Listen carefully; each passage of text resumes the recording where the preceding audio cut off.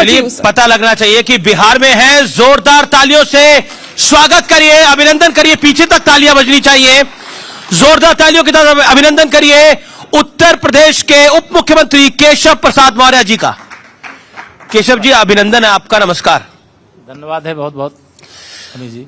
तो उत्तर प्रदेश से बिहार का सफर, सह प्रभारी हैं आप, बड़ी जिम्मेदारी पार्टी ने लगाई है, चुनाव प्रचार कर रहे हैं, लोगों से मिल रहे हैं। क्या लग रहा है कि एनडीए का गेम इस बार बन जाएगा या फिर ये डगर कठिन है? देखिए, मुझे जो स्पष्ट तौर से बिहार के अंदर दिखाई दे रहा है, मैंने 2017 विधानसभा चुनाव यूपी का और 2010 विधानसभा चुनाव बिहार का जी दोनों का पता किया है। जो लहर 2017 में यूपी में थी, जो लहर 2010 में बिहार में थी, वह लहर 2025 में है। आंधी चल रही है जिसके सामने महागठबंधन का कहीं आता पता नहीं चल रहा। लेकिन आप महागठबंधन का पता नहीं चलेगा, लेकिन तेजस्वी को चेहरा घोषित कर दिया है। वो कहते हैं कि नीतीश को सीएम बनाएंगे नहीं, तो कंफ्यूजन क्यों इतना फैल गया है? ये कंफ्यूजन मुद्दा विहीन महागठबंधन के नेता पैदा कर रहे हैं। श्री नीतीश कुमार जी एनडीए के नेता थे, एनडीए के नेता हैं, और 14 तारीख को रिजल्ट आने के बाद, औपचारिकता पूरी करने के बाद वही नेता चुने जाने वाले हैं, फिर से मुख्यमंत्री बिहार के वो बनने वाले हैं। और श्री तेजस्वी यादव जी एंड कंपनी आप कंफर्म कह रहे हैं कि नीतीश कुमार ही नेता होंगे? निश्चित तौर से होंगे, मुझे पूरा विश्वास है और सब लोग इस बात को मानते हैं और इसके लिए सभी लोग तैयार हैं। एनडीए के सभी नेता कह चुके हैं। और चलिए इस बार एनडीए को बिहार की जनता क्यों चुने? 20 साल से तो आपको चुन रही है। वो कहते हैं पुल टूटते हैं, समस्याएं वहीं की वहीं खड़ी है, क्यों चुने? देखिए, एनडीए ही बिहार को विकसित बिहार बना सकता है।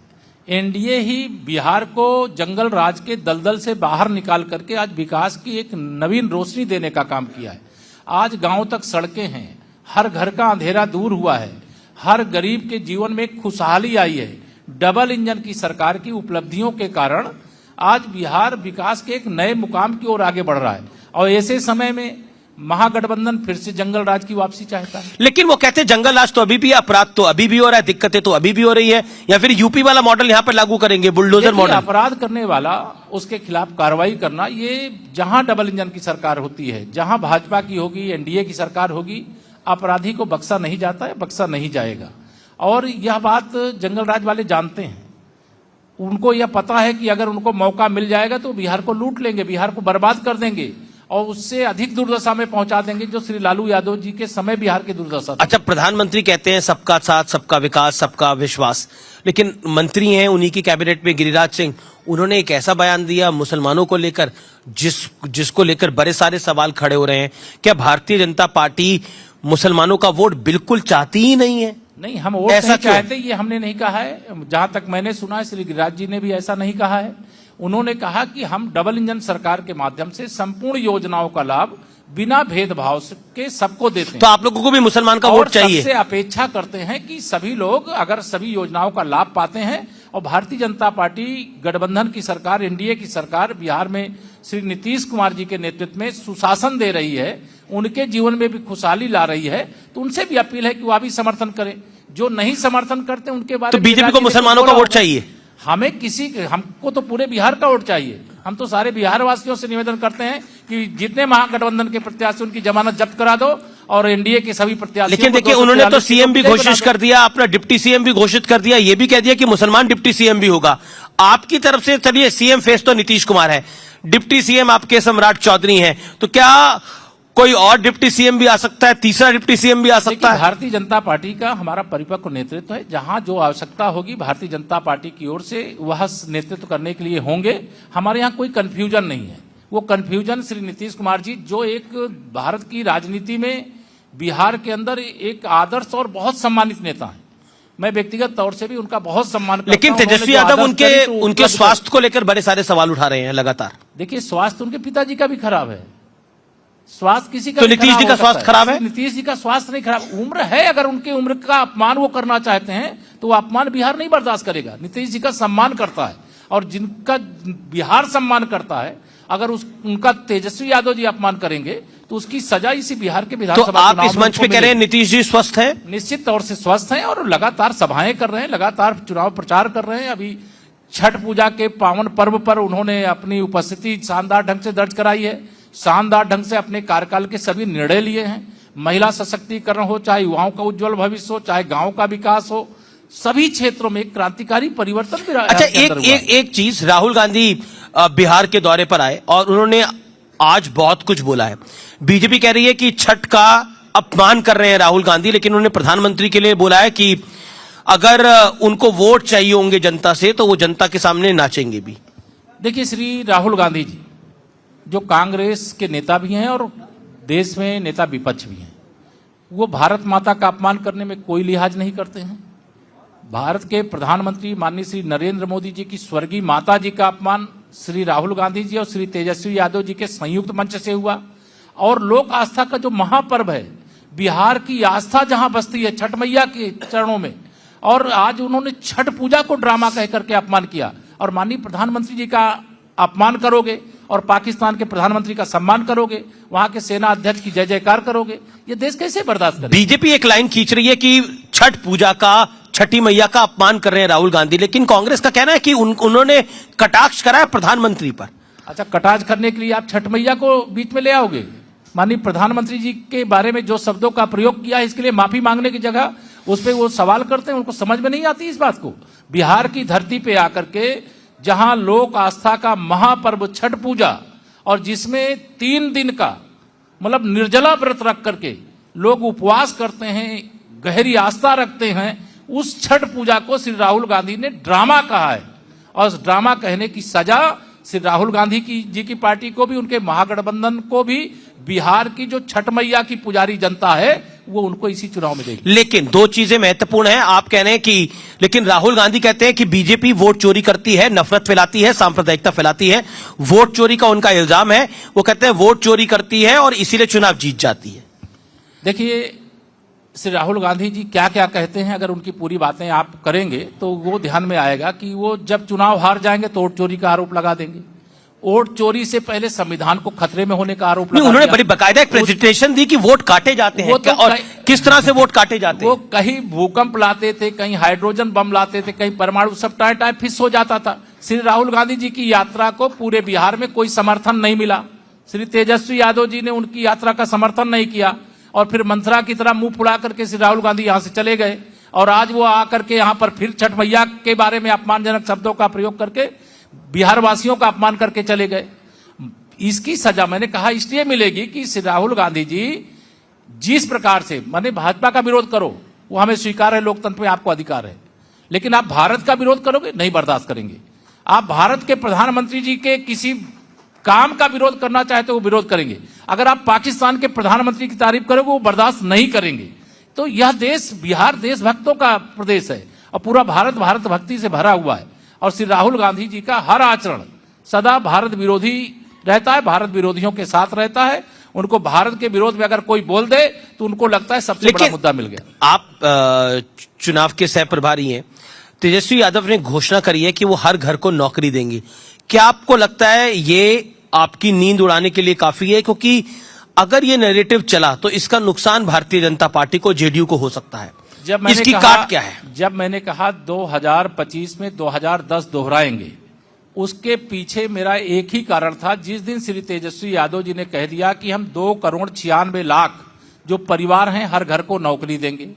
अगर ये लगभग 3 करोड़ मान लीजिए, तो 3 करोड़ लोगों को नौकरी देंगे तो पहले उनको लगाएंगे कहां? अगर 30,000 रुपए भी महीने वेतन उनको देना पड़ा तो 9 लाख करोड़ रुपए प्रतिवर्ष बिहार में लाएंगे कहां से? और कितने वादे किए? लगभग इनके 30 लाख करोड़ के वादे हैं। भारत सरकार का बजट भी छोटा पड़ जाए, इस प्रकार के वादे हैं। फर्जी वादे करके जब बिहार के लोगों के बीच में जा रहे हैं तो बिहार की जनता बहुत समझदार है और इस फर्जी वादे को समझ गई कि ये फर्जी वादा करके सत्ता में आना चाहते हैं। और बिहार की पर ये तो बीजेपी कह रही है ना फर्जी वादा, लेकिन वो कह रहे हैं कि हमारे पास पूरी तैयारी है, हमने पूरी प्लानिंग करी है। बिहार जानना चाहता, देश जानना चाहता, केशव प्रसाद भी जानना चाहता। आप कह रहे पॉसिबल नहीं है, ये असंभव है। ये 3 करोड़ लोगों को लगाएंगे कहां? अब 3 करोड़ लोगों के लिए ये पैसा देने के लिए हो सकता है तेजस्वी यादव के माइंड में, दिमाग में कुछ चल रहा है। घोटाले के या रेलवे घोटाले का पैसा रखे वो डिपॉजिट करेंगे क्या? वो जी कहां से लाएंगे? अच्छा चलिए, अखिलेश यादव भी आ रहे हैं प्रचार करने के लिए। अखिलेश कह रहे हैं हमने अवध में हटाया बीजेपी को, यानी अवध में हराया, लोकसभा चुनाव में जो बीजेपी को वहां पर झटका लगा, और अब मगध में निपटाएंगे भारतीय जनता पार्टी को। और सपा वाले तो कह रहे हैं केशव प्रसाद मौर्य पहुंच गए हैं निपटाने के लिए।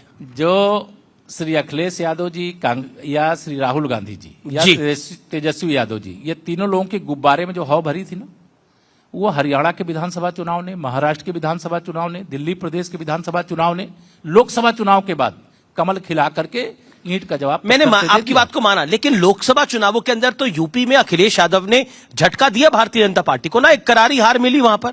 झूठ के आधार पर उनको थोड़ी सफलता मिल गई। लेकिन सफलता होती है, ठीक है, सफलता मिल गई, उसी के आधार पे वो बोल रहे हैं कि अवध में हराया, अब मगध में हराएंगे, और वो खुद आ रहे हैं प्रचार करने के लिए। स्टार प्रचारकों की लिस्ट निकाली है। बेगानी शादी में अब्दुल्ला दीवाना, क्यों? श्री राहुल गांधी जी की कांग्रेस पार्टी की भी यहाँ कोई हैसियत नहीं है। अच्छा, आप कह रहे हैं उन्होंने राष्ट्रीय जनता दल से सीटें ले लिया। केशव जी, आप कह रहे हैं अखिलेश यादव तो रिश्तेदारी है। आप कह रहे हैं अखिलेश यादव बेगानी शादी में अब्दुल्ला दीवाना, लेकिन रिश्तेदारी अखिलेश यादव की तो इस वाले यादव परिवार के साथ रिश्तेदारी है, तब भी तो कोई हैसियत नहीं समझा तेजस्वी यादव जी ने कि एक सीट दे देते, कम से कम मुंह दिखाने लायक रहते।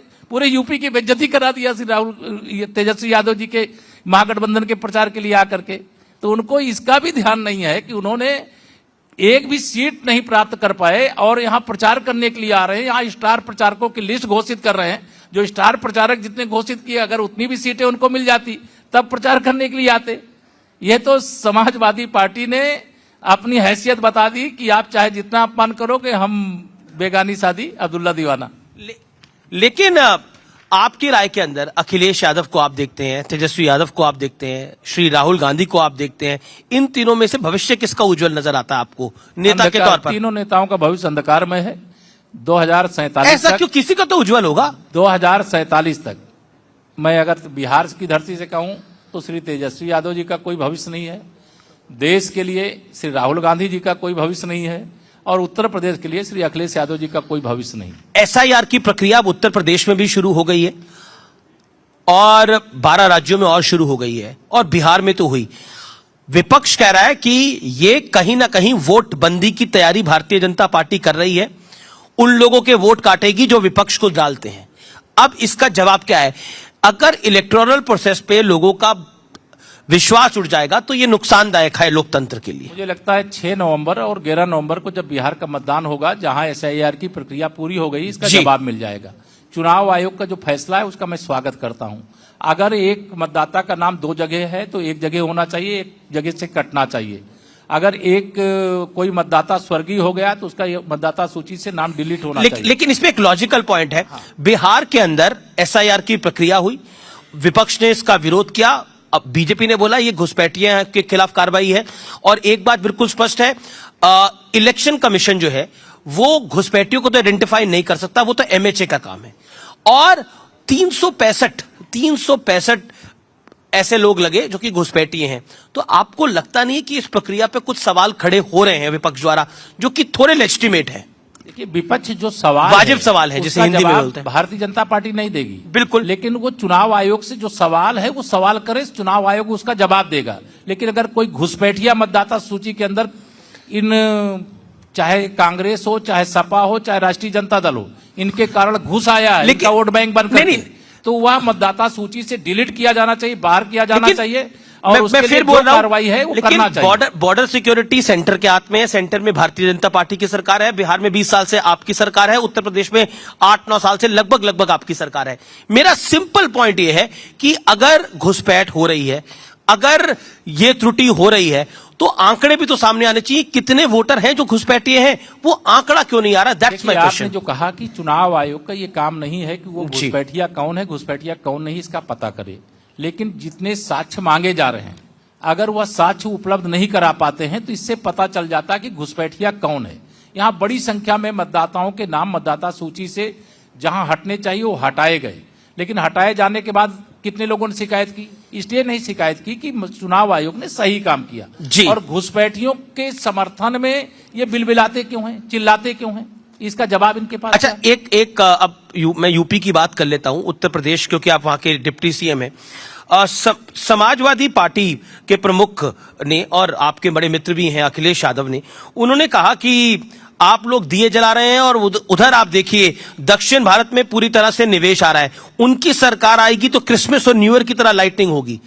वो अपने आंखों से फर्जी समाजवाद का चश्मा उतार दें। असली समाजवाद का अगर चश्मा पहन ले तो उनको सब दिखाई देगा।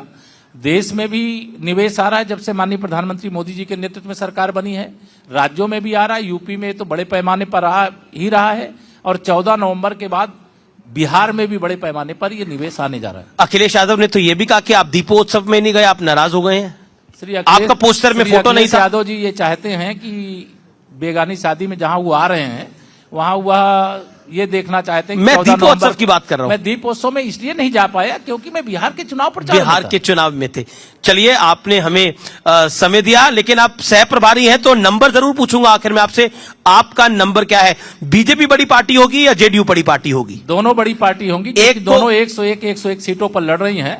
और अभी ये आपको मैं बता दूं, 2010 जब मैं कह रहा हूं 2025 में दोहराएंगे तो दोनों रिकॉर्ड सीटें जीत करके आएंगे। हम पांचों पांडव रिकॉर्ड सीटें जीत करके आएंगे। और यह बात आप अगर कैमरा में पूछेंगे तो शायद श्री तेजस्वी यादव भी नहीं बताएंगे, लेकिन अगर पीछे पूछ लेंगे तो वह भी बता देंगे कि उनके पास कुछ बचा नहीं, उनका खेल खत्म हो चुका है। शुक्रिया आपका हमारे साथ आने के लिए। अमित शाह जी आएंगे तो उनसे भी हम जरूर पूछेंगे कि उनका नंबर क्या है। आपका बहुत बहुत धन्यवाद।